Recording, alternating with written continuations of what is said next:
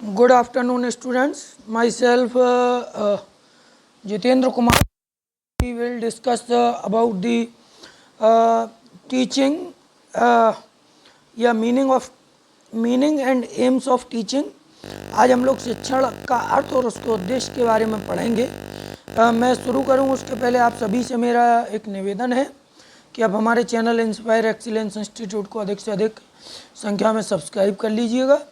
Video पर पहली बार आए हैं तो चैनल पर पहली बार आए हैं तो सब्सक्राइब कीजिएगा। वीडियो को ज़्यादा से ज़्यादा शेयर करो, लाइक करो। सबसे आज हम इस टॉपिक में जो है पढ़ेंगे वो पढ़ेंगे प्रमुख जो बिंदु होंगे वो होंगे शिक्षण का अर्थ, शिक्षण का व्यापक व संकुचित अर्थ, दोनों प्रकार का अर्थ, शिक्षण की जो परिभाषाएं हैं वो, और उत्तम शिक्षण की विशेषताएं और उसके उद्देश्य। ठीक है, तो सबसे पहले हम जानते हैं कि जो शिक्षा है ना वो एक राष्ट्रीय विकास की आधारशिला है। शिक्षा के माध्यम से हम लोग क्या करते हैं कि देश के भावी कर्णधारों का निर्माण करते हैं, उनकी जो है महत्वपूर्ण भूमिका से उनको परिचित कराते हैं। शिक्षा की प्रक्रिया को प्रभावी रूप से संचालित करने वाले केंद्र के रूप में विद्यालय की अहम भूमिका होती है। और अगर हम शिक्षण के अर्थ की बात करें तो विद्यालयों में जो सीखने और सिखाने, पढ़ने पढ़ाने की प्रक्रिया जो है वो शिक्षक के द्वारा संपन्न की जाती है। ट्यूशन्स में या कोचिंग संस्थान में भी ये प्रक्रिया शिक्षक के द्वारा ही संपन्न की जाती है और इस प्रक्रिया को ही हम शिक्षण कहते हैं। ठीक है, शिक्षण एक सामाजिक प्रक्रिया है जिसमें शिक्षक सामाजिक परिवेश में क्या करता है, पारस्परिक सहभागिता करके अपने छात्रों तक अपने ज्ञान, अपने कौशल, अपने व्यवहार और अपनी दक्षताओं को पहुंचाने का काम करता है। ठीक है, अगर हम चर्चा करेंगे तो इस इतनी चर्चा से हम लोगों को एक चीज़ पता चलती है कि जो शिक्षा है वो एक त्रिशंकु या त्रिध्रुवीय गत्यात्मक या क्रियात्मक जो है उद्देश्यपूर्ण प्रक्रिया है, जिसके तीन प्रमुख ध्रुव हैं, तीन प्रमुख अंश हैं, जिनमें पहला ध्रुव है टीचर या शिक्षक, दूसरा ध्रुव जो है वो है आपका स्टूडेंट या विद्यार्थी और या जिसको हम शिक्षार्थी कहते हैं, तीसरा ध्रुव जो है वो है पाठ्यक्रम यानी कि सिलेबस या विषय वस्तु। ठीक है, उपरोक्त तीनों ध्रुवों, ये जो तीन पोल्स हैं, इन तीनों पोल्स के मध्य संबंध स्थापित करने की जो प्रक्रिया है वो क्या कहलाती है, वो टीचिंग कहलाती है।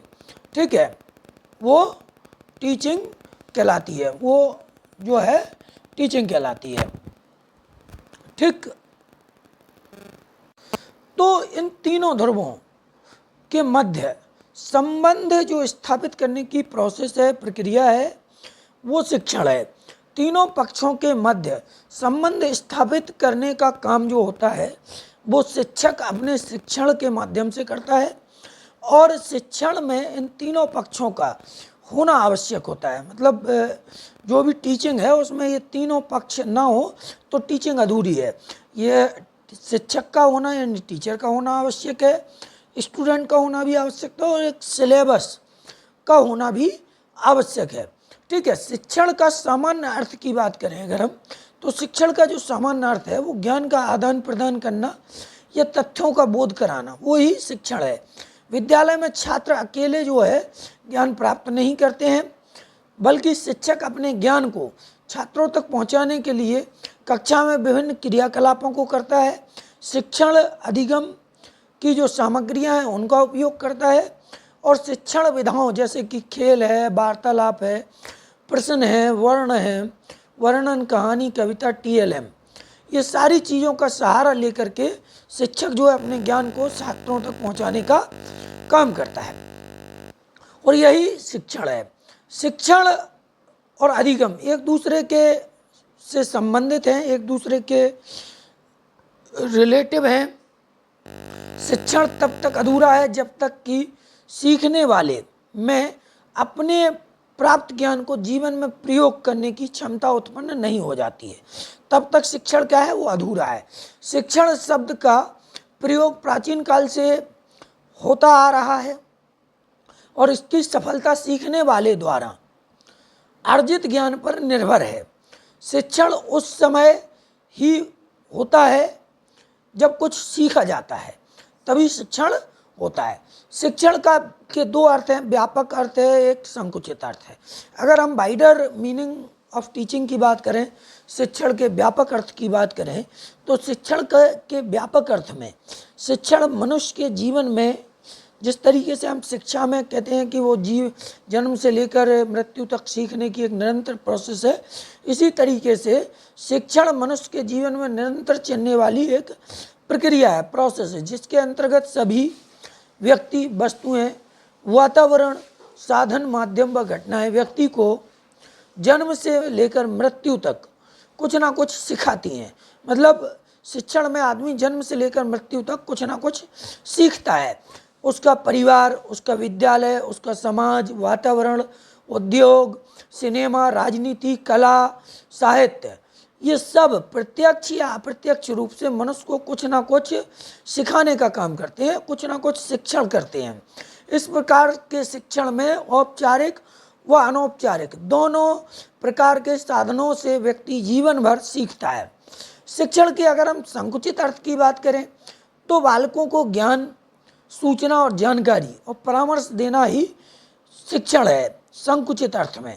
मतलब अगर हम नैरो मीनिंग देखेंगे उसको ही, तो यही है। यह शिक्षण पूर्व नियोजित और नियंत्रित होता है तथा बालक को कुछ निश्चित वर्षों तक ही दिया जाता है। इसमें केवल औपचारिक साधनों का प्रयोग होता है। जैसे उदाहरण के तौर पर अगर हम देखें तो विद्यालय व कक्ष में विद्यार्थियों को प्रदान किए जाने वाला शिक्षण, वो क्या है, वो संकुचित अर्थ है शिक्षण का। मतलब अगर हम इसकी परिभाषा देखें संकुचित अर्थ की, तो निश्चित उद्देश्यों को लेकर के, निश्चित उद्देश्य क्या हो सकते हैं, डिग्री हो सकती है, मार्कशीट प्राप्त करना हो सकता है, निश्चित समय में, एक निश्चित टाइम बाउंडेशन में, निश्चित स्थान पर निश्चित व अनुभवी व्यक्तियों द्वारा दिया जाने वाला ज्ञान शिक्षण कहलाता है। निश्चित उद्देश्यों को लेकर, निश्चित समय में, निश्चित स्थान और निश्चित व अनुभवी व्यक्तियों के द्वारा दिया जाने वाला ज्ञान शिक्षण कहलाता है। अगर हम शिक्षण की परिभाषाएं देखें तो विभिन्न लोगों ने तरह तरह की परिभाषाएं दी हैं शिक्षण के लिए।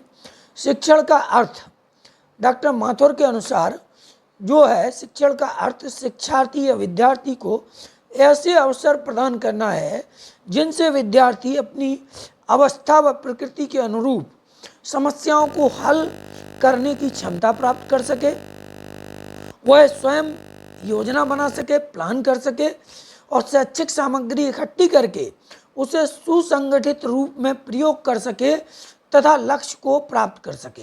ये क्या है, डॉक्टर माथुर के अनुसार जो है ये डेफिनेशन है कि कोई भी विद्यार्थी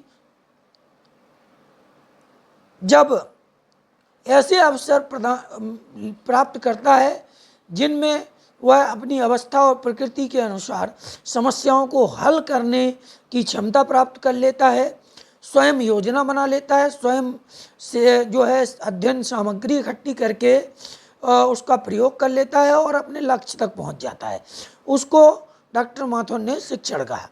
रायंस के अनुसार दूसरों को सीखने के लिए दिशा निर्देश देना और अन्य प्रकार से उन्हें निर्देशित करना भी शिक्षण है।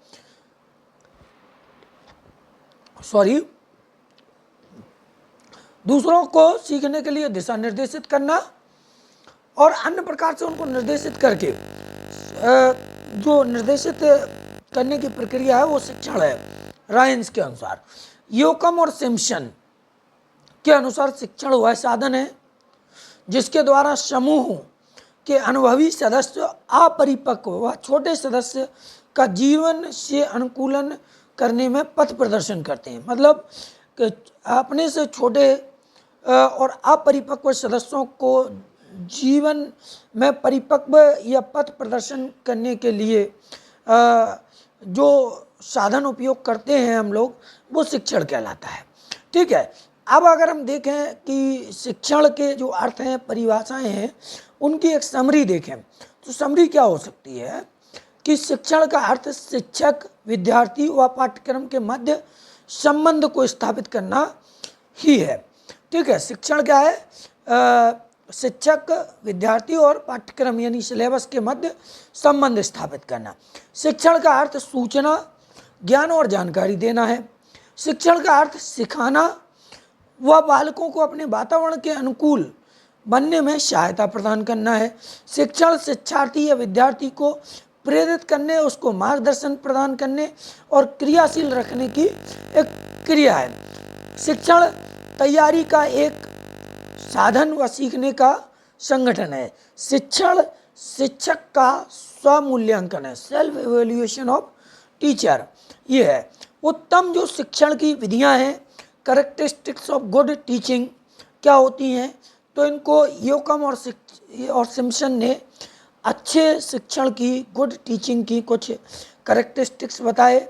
उनमें पहला है अच्छे शिक्षण में वांछित सूचनाएं प्रदान की जाती हैं। उनका कहना था कि जो अच्छी टीचिंग होती है उसमें जो है वांछित सूचनाएं ही प्रदान की जाती हैं, अनवांटेड सूचनाएं प्रदान नहीं की जाती हैं, सिर्फ जो वही सूचनाएं प्रदान की जाती हैं जो आवश्यक होती हैं। यह आदेशात्मक नहीं होता है बल्कि यह निर्देशात्मक और जनतंत्रीय या डेमोक्रेटिक आइडियाज़ पर आधारित होता है, अर्थात हर छात्र इसमें महत्वपूर्ण होता है। इसमें सीखने वाला स्वयं सीखने के लिए प्रेरित होता है, मतलब जो विद्यार्थी होते हैं या छोटे अपरिपक्व मेंबर होते हैं वो सीखने के लिए स्वयं प्रेरित होते हैं। अच्छा शिक्षण शिक्षक व छात्रों के सहयोग पर आधारित व प्रगतिशील होता है। उत्तम शिक्षण में, गुड टीचिंग में छात्रों की कठिनाइयों को जान करके उनको सॉल्व करने का प्रयास किया जाता है। अच्छे शिक्षण में छात्र सदैव क्रियाशील रहते हैं, उनकी अंतर्निहित क्षमताओं का पूर्ण विकास होता है और यह जो अच्छा शिक्षण होता है यह प्रेरणात्मक व सृजनात्मक, मतलब मोटिवेशनल और क्रिएटिव होता है। उत्तम शिक्षण में छात्रों की व्यक्तिगत भिन्नताओं को ध्यान में रखा जाता है। ठीक है, अब शिक्षण के प्रमुख उद्देश्य की अगर हम बात करें तो तीव्र गति से जीवन के विभिन्न क्षेत्रों में जो परिवर्तन हो रहे हैं उनका प्रभाव शिक्षा की प्रक्रिया पर भी पड़ रहा है।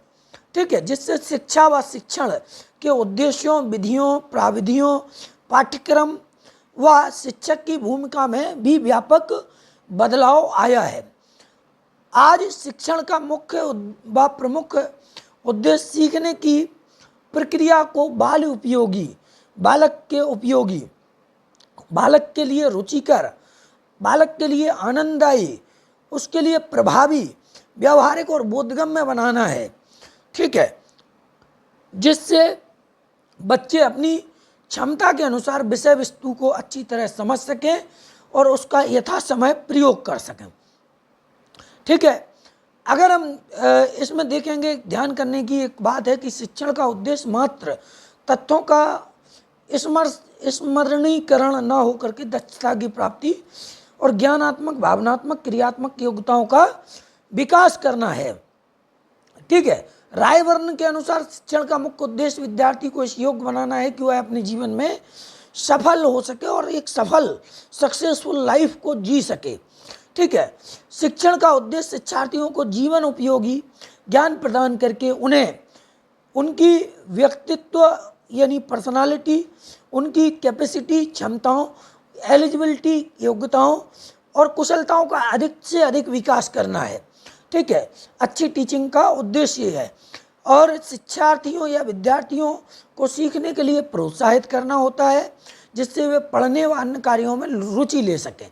छात्रों में आत्मविश्वास की भावना को जागृत करना भी शिक्षण का उद्देश्य है।